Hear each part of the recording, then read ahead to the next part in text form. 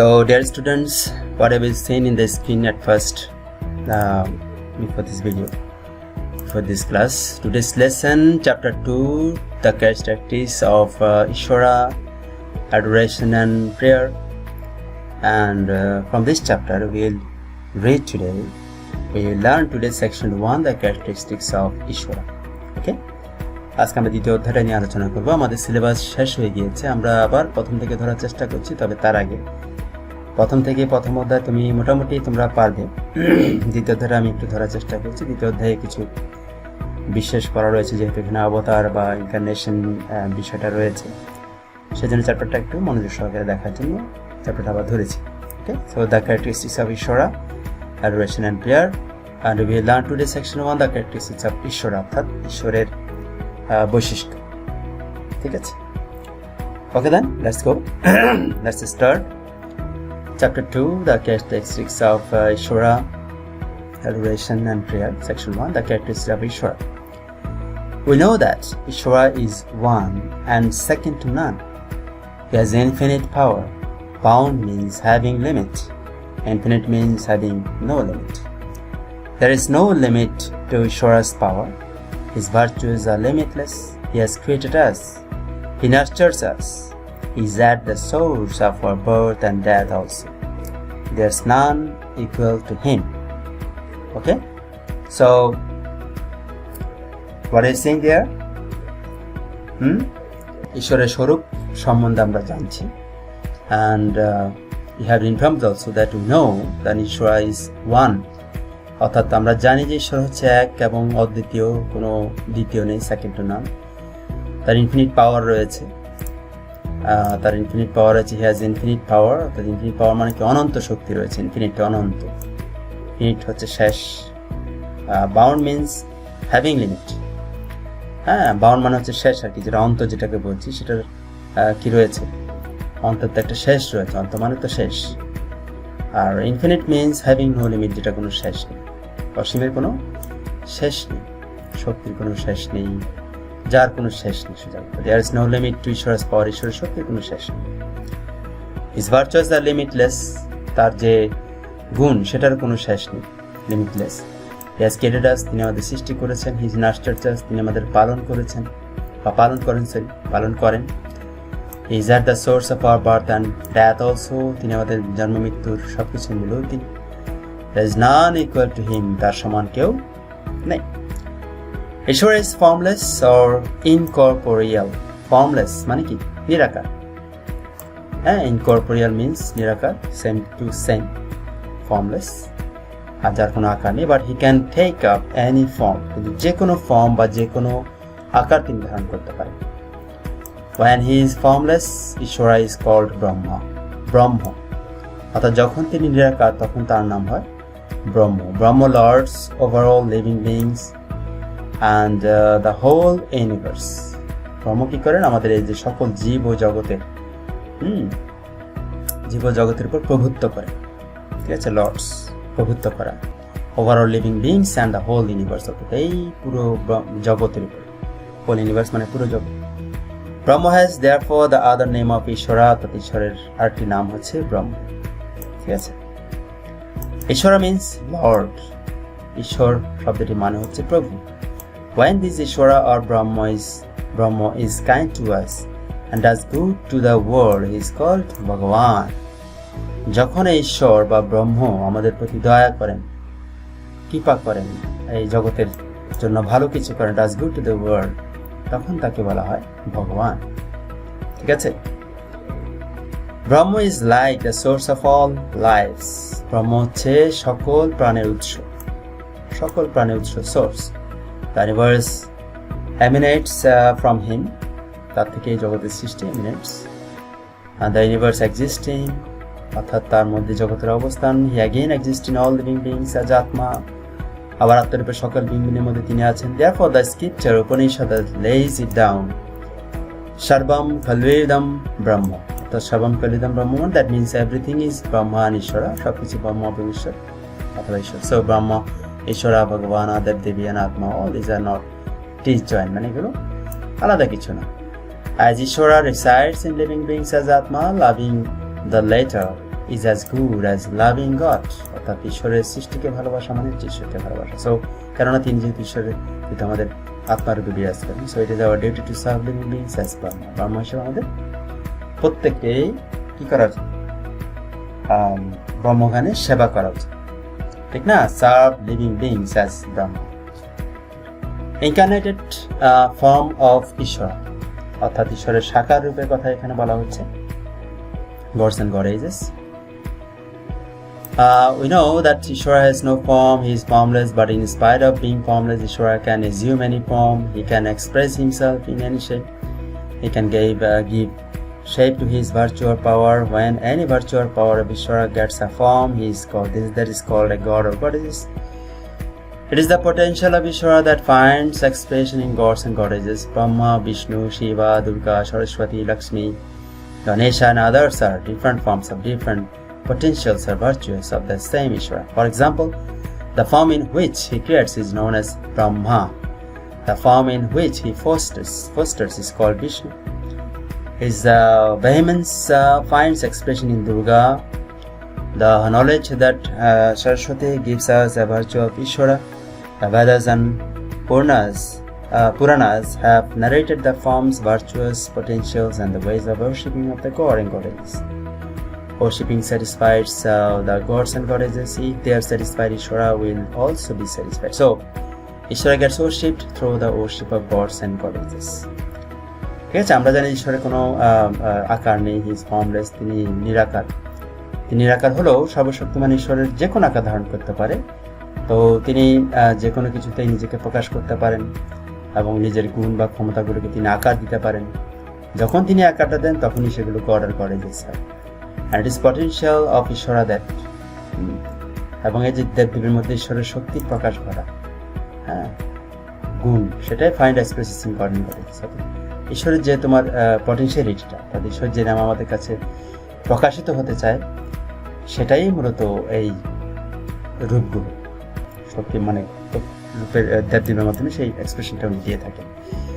ব্রহ্মা, বিষ্ণু, শিব, দুর্গা, সরস্বতী, লক্ষ্মী, গণেশ এবং অন্যান্য যে ডিফারেন্ট ফর্মের রয়েছে, তারা ডিফারেন্ট ভার্চুয়াসের কিনতে পারে। অর্থাৎ বিভিন্ন গুণের এক ঈশ্বরের বিভিন্ন রূপ গুণ। অর্থাৎ তিনি যখন আমাদের সৃষ্টি করেন তার নাম হয় ব্রহ্মা, তিনি যখন আমাদের পালন করেন তার নাম হয় বিষ্ণু। তার ভয়ঙ্কর মূর্তি যেটা, হ্যাঁ, দুর্গা দিয়ে সেটা প্রকাশিত হয়, শক্তির প্রকাশ, ভেহেমেন্স। আর জ্ঞানের প্রকাশ হয় সরস্বতীর মাধ্যমে। বেদ এবং পুরাণে সেজন্য বিভিন্ন ফর্ম, ভার্চুয়াস, পটেনশিয়ালিটি, ঈশ্বরকে অর্থাৎ দেবদেবীকে সেবা করার বা উপাসনা করার বিভিন্ন শক্তি সবকিছু দেওয়া হয়েছে। Worshipping satisfies the gods and goddess, অর্থাৎ উপাসনা কিন্তু আমাদের দেবদেবীকে সন্তুষ্ট করে। If they are satisfied, Ishwara will also be satisfied. যদি তারা সন্তুষ্ট হন তাহলে ঈশ্বরও সন্তুষ্ট হবে। তার দেবদেবী মানে কিন্তু ঈশ্বর নয়, ঈশ্বরের কিন্তু রূপ, ঈশ্বরের সেই গুণগুলোর বহিঃপ্রকাশ। Okay, so Ishwara gets worshipped through the worship of gods and goddesses, অর্থাৎ দেবদেবীদের প্রার্থনার মধ্য দিয়ে আমরা ঈশ্বরকেই পূজা করে থাকি, ঈশ্বরকে প্রার্থনা করে থাকি। Avatara, incarnation, avatar. Sometimes there remains a very miserable condition on the earth. Good forces are defeated by evil forces. Humans forget religion and take the path of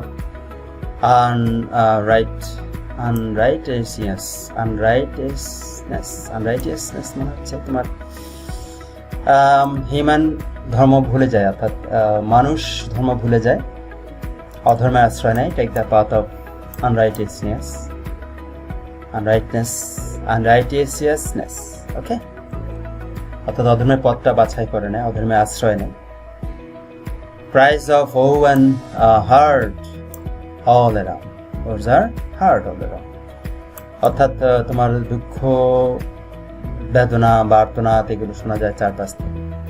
hertz of virtuous people cry out, ধর্মীয় ব্যক্তিদের হৃদয় তখন কেঁপে ওঠে, কেঁদে ওঠে। They pray to ঈশ্বরা for redressing the woes. Redressing মানে যে ড্রেসিং করে না, ওটাকে রিড্রেসিং করার কথা বলা হচ্ছে। ঈশ্বরের কাছে আমরা প্রার্থনা করি, সেজন্য দুঃখ মোচন করার জন্য আমরা প্রার্থনা জানাই, অর্থাৎ আমাদের কথা দিয়ে বলতে আমাদের কথা বলা হচ্ছে। দেন গ্রেসফুল ঈশ্বর comes down to the earth for itself.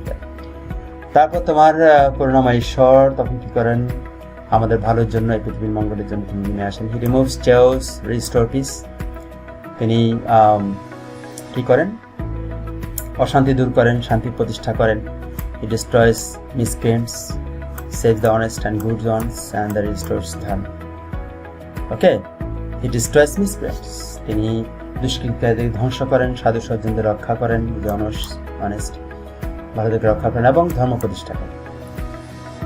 In Srimad Bhagavad Gita, Bhagavan Sri Krishna has said as follows: Yada yada hi dharmasya glanirvavati bharata abhyutanayam dharmasya tadatmanam srijamyaham paritranaya sadhunam vinasaya cha diskritam dharma sansthapanathayo sambhavami yuge yuge. চতুর্থ অধ্যায়ের 7তম শ্লোক এবং 8তম শ্লোক। তাদের অর্থ হচ্ছে, whenever there is disgrace done to religion on earth and vice gains strength, I, that means God, then create myself. I then create myself. I appear in different ages with a view to saving the honest, destroying the miscreants, and restoring religion. অর্থাৎ যখনই ধর্মে গ্লানি হয় এবং অধর্ম বেড়ে যায়, তখনই আমি নিজেকে সৃষ্টি করি। বিভিন্ন যুগে যুগে আমি সৃষ্টি হয়েছি নিজে নিজে, এবং সাধুদের পরিত্রাণ করে, দুষ্টদের বিনাশ করে, ধর্ম সংস্থাপন করে। এই কথাগুলো। Such appearance of Ishvara on the earth is known to be incarnation. এটাই হচ্ছে তোমার ঈশ্বরের এই যে আশাটা, এই আশাটাকে বলা হয় অবতার, incarnation. In this co-manner, Ishvara appears at avatars, does good to humans and the universe. এভাবে করে তোমার ঈশ্বর কি করেন? আমাদের অবতার রূপে আমাদের কাছে আসেন এবং আমাদের মনুষ্য জগৎ এবং পৃথিবী ভালো করেন। Bhagavan Vishnu has revealed himself in different ages in 10 incarnations, namely Matsya, Kurma, Varaha, Nrsimha,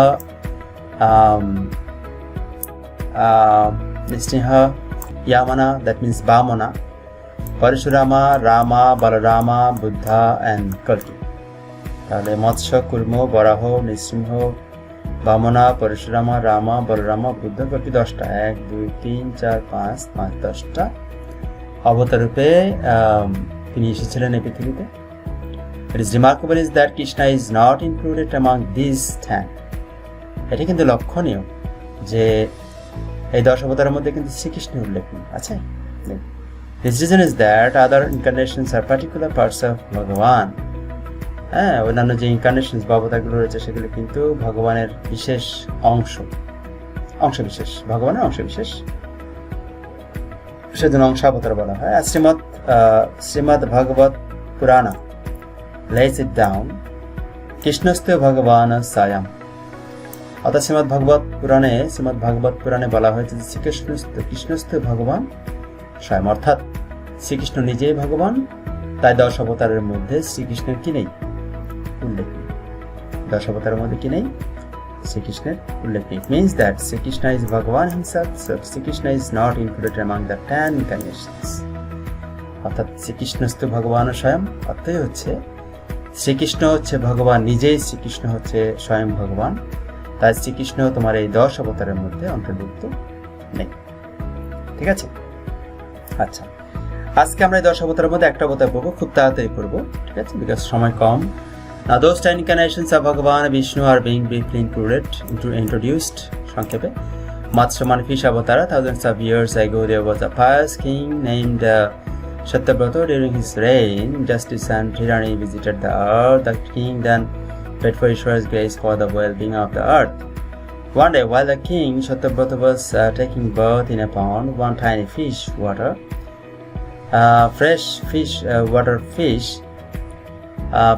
fish came to him and prayed to him so that his life could be saved. The king brought the fish home by placing it in his kamandulu, but the size of the fish went on increasing tremendously. It was placed in a pond, lake, river, but it cannot be contained anywhere.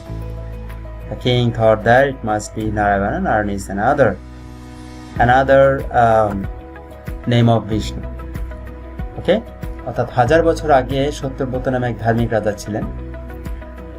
তার রাজত্বে নানারূপ অত্যাচার দেখা যেত। তখন তিনি জগতের কল্যাণের জন্য ঈশ্বরের করুণা ভিক্ষা করেন। একদিন তিনি নদীতে স্নানের জন্য সত্যব্রত যান। তখন এক টাইনি ফ্রেশ ওয়াটার ফিশ অর্থাৎ এখানে একটা কি বলে এটাকে ফ্রেশ ওয়াটার বলতে যেটা খুব পরিষ্কার নির্মল পানি আর কি। তো টাইনি ফিশ যেহেতু বলেছে আমরা সাধারণত পুঁটি মাছ ধরে নিতে পারি, তার কাছে আসলে আমি প্রার্থনা করলো যে আমাকে বাঁচান।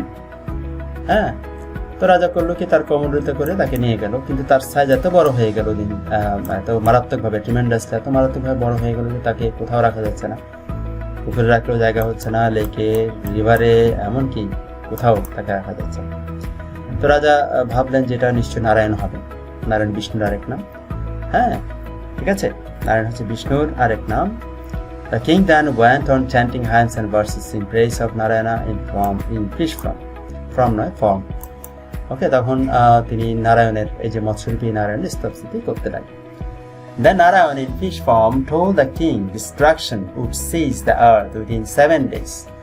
তখন এই যে মৎস্যরূপী যে নারায়ণ, সে নারায়ণ রাজাকে বললো যে 7 দিনের মধ্যে পৃথিবী ধ্বংস হতে চলেছে। হ্যাঁ, প্রলয় হবে আর কি, প্রলয় বলি আমরা সেটাকে, ডিস্ট্রাকশনটাকে প্রলয় বলি, ধ্বংস হতে চলেছে 7 দিনের মধ্যে। Then a golden boat will anchor at your coast. You will embark upon it with the Vedas, all living couples, food crops and tree seeds. I shall appear as a homed fish. You will tie up your boat to my horns.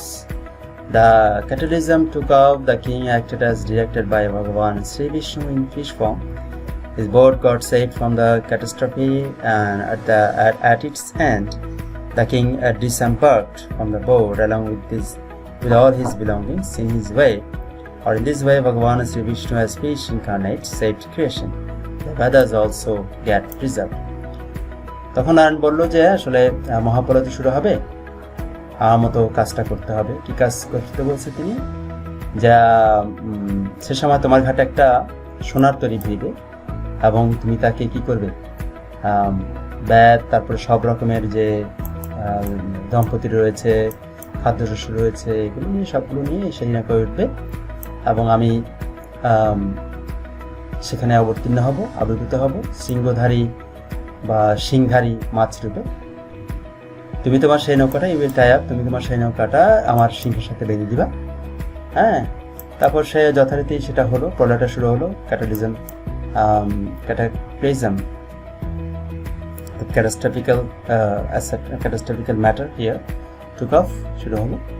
তখন রাজা মৎস্যরূপী ধারণ করলেন ভগবান শ্রীকৃষ্ণ, ভগবান বিষ্ণু তখন মৎস্যরূপী ধারণ করে আসলেন, তার বোটটা সেখানে রক্ষা পেল এবং পরবর্তীতে এভাবে মৎস্যরূপে প্রলয় শেষে তখন রাজা সমস্ত কিছু নিয়ে নৌকা থেকে নেমে আসছে, disembarked from the boat along with his all belongings মানে হচ্ছে যা কাছে তা তল্পিতর পর ছিল সেগুলো সব নিয়ে নেমে আসছে। এভাবে করে ভগবান শ্রী বিষ্ণু কি করেছিলেন, মাছ রূপে অর্থাৎ মৎস্যরূপে, মৎস্য অবতার রূপে ভগবান শ্রী বিষ্ণু সৃষ্টিকে রক্ষা করেছিলেন এবং বেদও কি হয়েছিল, সংরক্ষিত হয়েছিল। এই ছিল তোমাদের মৎস্যরূপী অর্থাৎ মৎস্য অবতার নিয়ে আমি আলোচনা করব। ওকে, and the next time Kurma Avatara, we will discuss about Kurma Avatara next time, and of course if we get time then Varaha Avatara should be placed there. Okay, so homework next time. Okay, আজ এই পর্যন্তই, তোমরা ভালো থাকো, সুস্থ থাকো, and of course stay home, stay safe. Don't forget to watch or don't forget to learn any online classes next time. Okay, so thank you and tata.